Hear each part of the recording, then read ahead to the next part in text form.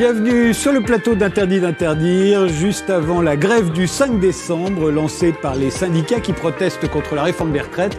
Nous avons décidé d'inviter Frédéric Lordon, économiste et philosophe. Parce que ce qu'on a vu également après dans l'histoire, c'est que lorsque l'ordre propriétaire capitaliste a été mis en question, il a toujours répondu de la même manière, en envoyant la troupe et en faisant tirer. C'est-à-dire, ça s'est fini toujours dans la répression la plus noire. Ça s'est fini dans le sang. Et ça pourrait se refinir dans le sang s'il le fallait. Moi, je considère que ce sont toujours les dominants qui fixent le niveau de la violence dans l'histoire. Car c'est eux qui ne veulent pas lâcher.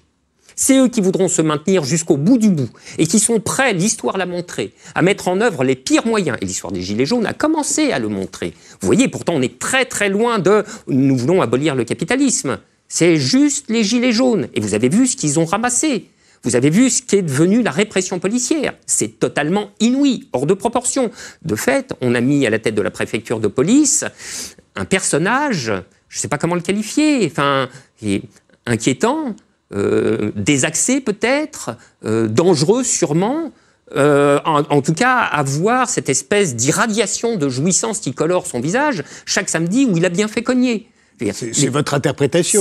Oui, c'est mon interprétation. C'est mon interprétation. Donc, des yeux sont crevés, des mains sont arrachées. On sait déjà de quel niveau de violence le pouvoir néolibéral est capable, alors même que l'attaque n'est pas aussi massive qu'un octobre 1917, Mais il me semble. L'ordre néolibéral, comme vous l'appelez, n'a pas fait tirer sur la foule non plus.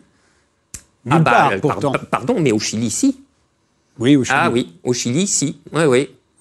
Oui. En Argentine, il a... Pareil, il a emprisonné, il a torturé, il a exécuté. Pas en France, pas en Europe. Non, pas en France. Mais l'ordre propriétaire capitaliste, lui, il l'a fait. Il l'a fait en 1848, il l'a fait en 1871.